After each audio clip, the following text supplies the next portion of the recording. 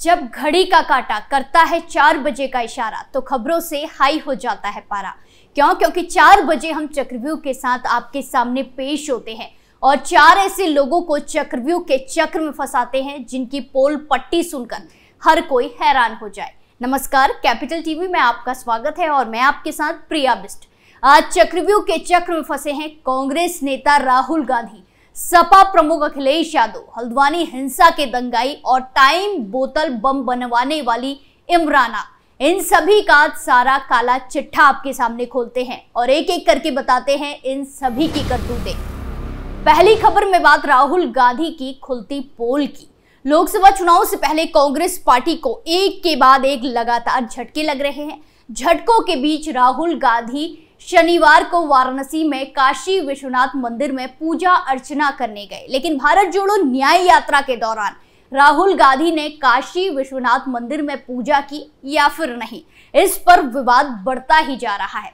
कांग्रेस के दावे के बीच काशी विश्वनाथ ट्रस्ट की ओर से कहा गया है कि मंदिर के अंदर राहुल गांधी ने ना तो किसी तरह की पूजा की है और ना ही संकल्प लिया। कांग्रेस का दावा है कि राहुल गांधी विश्वनाथ मंदिर गए, इसके बाद उन्होंने गर्भगृह में जाकर पूजा की। राजेंद्र तिवारी ने विधिवत राहुल गांधी से पूजा करवाई। मंदिर के अंदर कैमरा ले जाने की इजाजत नहीं मिली, इसीलिए पूजा करते हुए राहुल गांधी की कोई फोटो नहीं है।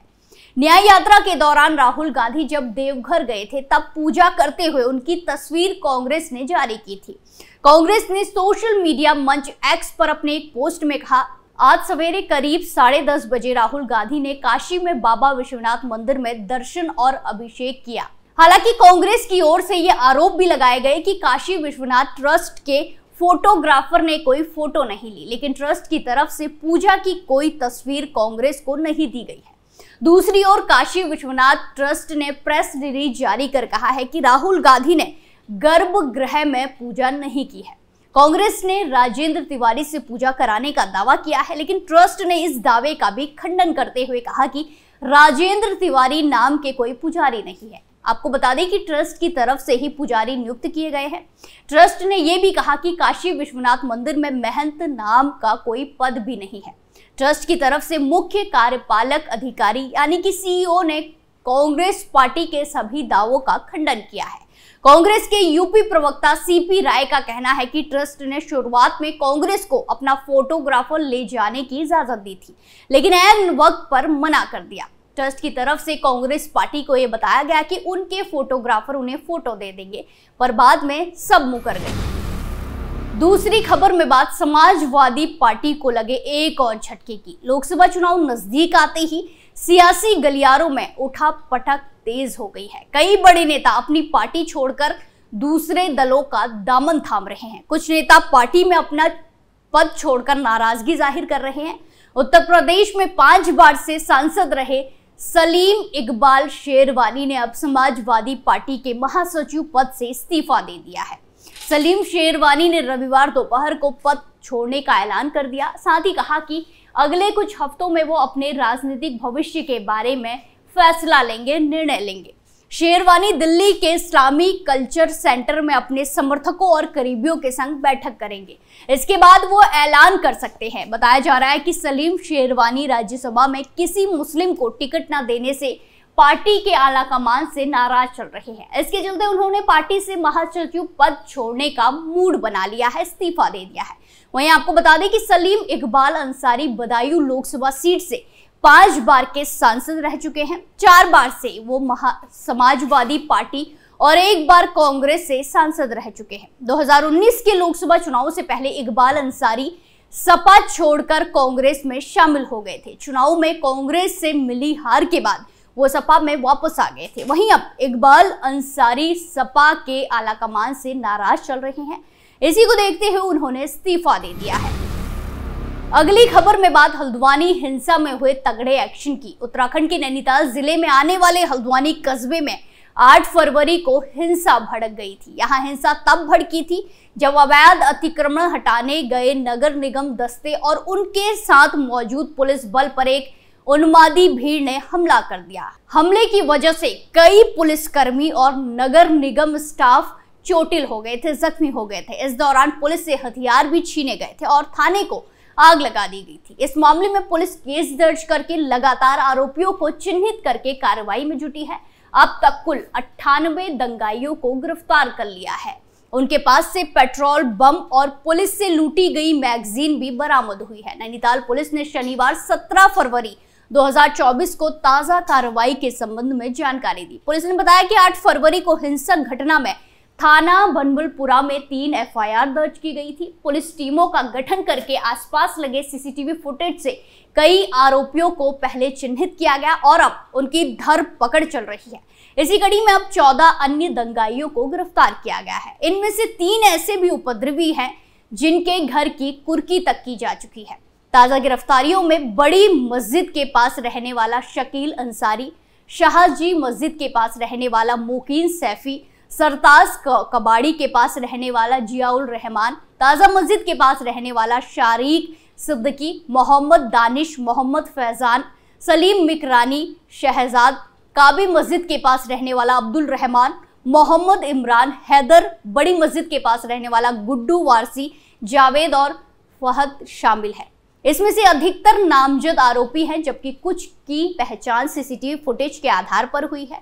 नैनीताल पुलिस के मुताबिक पकड़े गए 14 आरोपियों में से शारिक और मोहम्मद दानिश के कब्जे से पुलिस से लूटी गई मैगजीन बरामद की गई। ये मैगजीन PAC जवान की थी जो हिंसा के दौरान सरकारी राइफल छीनने की कोशिश में लूटी गई थी। वहीं मोहम्मद फैजान पेट्रोल बम फेंकने वाला आरोपी है। पुलिस ने उसके घर से 4 पेट्रोल बम बरामद किए हैं। फैजान और शहजाद ने ही मुखानी के थाना प्रभारी के सरकारी वाहन में पेट्रोल डालकर आग लगा दी थी। पुलिस पकड़े गए आरोपियों से पूछताछ कर रही है। इस पूछताछ में दंगे में शामिल अनेक साथियों के नाम भी सामने आ सकते हैं। आखिरी खबर में बात STF के तगड़े एक्शन की। मुजफ्फरनगर में बैठकर टाइम बोतल बम बनाने वाले जावेद की गिरफ्तारी के बाद पुलिस को जिस इमराना की तलाश थी वो इमराना UP STF द्वारा पकड़ ली गई है। शनिवार 17 फरवरी 2024 की शाम को पुलिस ने उसके घर से उसको गिरफ्तार किया और अब उसे पूछताछ जारी है। STF के बाद दिल्ली की IB की टीम भी इमराना से पूछताछ करेगी। वहीं अभी तक की पड़ताल में सामने आया है कि इमराना 15 साल पहले तक भट्टी पर मजदूरी का काम करती थी और आज उसके पास कई मकान और प्लॉट हैं। साथ ही साथ वो महंगी गाड़ियों में भी घूमती है। पुलिस एक और पता लगा रही है कि उसके पास इतना पैसा कहां से आया, तो दूसरी ओर ये पता लगा है कि उसने बम इसलिए बनवाए थे ताकि जब लोकसभा चुनाव से पहले CAA लागू करने की घोषणा हो तब वो उन बमों का इस्तेमाल कर सके। बताया जा रहा है कि इमराना ने ऐसा ऑर्डर दिल्ली के किसी शख्स के कहने पर दिया था। ये कौन है, इसके बारे में आगे जानकारी लगाई जा रही है। यूपी पुलिस की STF इमराना की गिरफ्तारी के बाद अब उसके नेटवर्क के बारे में सूचना जुटा रही है। पता लगाया जा रहा है कि इमराना के पीछे किन संगठनों का हाथ है, उनकी मंशा क्या है। इसके अलावा ये भी मालूम हुआ है कि इमराना और जावेद एक दूसरे के संपर्क में कैसे आए। दरअसल पुलिस ने बताया कि इमराना का इलाज 2009 से जावेद के पिता हकीम जरीफ अहमद से चल रहा था। उस समय भी इमराना ने जावेद से 2 बम तैयार करवाए थे। इनमें एक बम का प्रयोग चलाकर किया गया था, जबकि दूसरों को काली नदी में फेंक दिया गया था। इस बार भी उसने 10,000 रुपए देकर उससे बम तैयार करने को कहे थे और बाद में 50,000 का वादा किया था। वहीं आपको बता दें कि इमराना के पकड़े जाने से पहले खबर आई थी कि इमराना ने साल 2013 में मुजफ्फरनगर में हुए दंगों के दौरान भी तकरीबन 200 बम ऑर्डर देकर बनवाए थे। इन बमों को उसने दंगों के दौरान बंटवाए थे। उस दंगों के दौरान मुजफ्फरनगर और आसपास के इलाकों में बड़े पैमाने पर हिंसा हुई थी। हालांकि कुछ रिपोर्ट में बमों की संख्या 100 से अधिक बताई जा रही है और कुछ रिपोर्ट में कहा जा रहा है कि 50 से अधिक बम बनाए गए। लोग उसे इमराना बाबा के नाम से भी जानते हैं क्योंकि वो काला जादू वगैरह का काम भी करती है। जावेद की गिरफ्तारी के बाद से ही STF और पुलिस इमराना की तलाश कर रही थी। उसके बारे में पता चला कि शामली जिले की रहने वाली है, लेकिन मुजफ्फरनगर के मुस्लिम बहुल खालापार इलाके में रहती है। जावेद की गिरफ्तारी के बाद जब जांच एजेंसी ने उसके घर रेड मारी तो वो पहले ही फरार हो गई थी, लेकिन अब उसे पकड़ लिया गया है। अब इमराना की बेटी रुखसार ने बताया कि उन्होंने अपनी अम्मी को पुलिस को सौंप दिया है। वहीं पुलिस का कहना है कि इमराना से गहनता के साथ पूछताछ की जाएगी, इसके बाद ही कुछ कहा जा सकता है। जावेद ने इसी इमराना के कहने पर टाइम बोतल बम तैयार किए थे। इन बमों को बनाने के लिए उसने गन पाउडर, 999 लोहे की छोटी गोलियां, रुई, पीओपी आदि का इस्तेमाल किया था। उसने डॉक्टरों से ग्लूकोज की बोतलें, साइकिल की दुकानों से आयरन की गोलियां और घड़ी की दुकान से घड़ी की मशीनें खरीदी थी। आज हमने देखा कैसे चक्रव्यूह के चक्र में कांग्रेस नेता राहुल गांधी, सपा प्रमुख अखिलेश यादव, हल्द्वानी हिंसा के दंगाई और टाइम बोतल बम बनाने वाली इमराना फंसे और उनकी पूरी पोल पट्टी खुलकर सबके सामने आ गई। चक्रव्यूह में फिलहाल के लिए इतना ही, फिर पेश होंगे सनसनीखेज खुलासों के साथ। बाकी तमाम खबरों के लिए देखते रहिए कैपिटल टीवी उत्तर प्रदेश। नमस्कार।